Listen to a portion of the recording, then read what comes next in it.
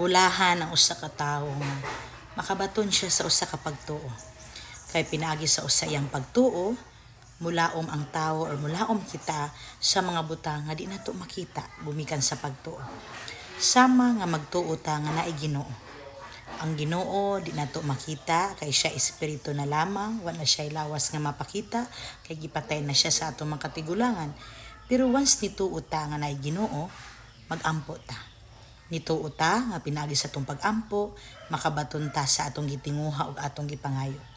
Nituo ta nga ang Ginoo makatabang, nituo ta nga ang Ginoo mananambal, ug nituo ta nga ang Ginoo mahimo niya ang tanan nga dili mahimo natong tao. Nindot ang tawo nga makabaton og pagtuo. Maunay dako niyang bahandi. Kay ang tinuod nga bahandianon nga tawo, katong mga tawo nga nituo ug nilaom nga nisalig nga dunay Dios labing gamahanan.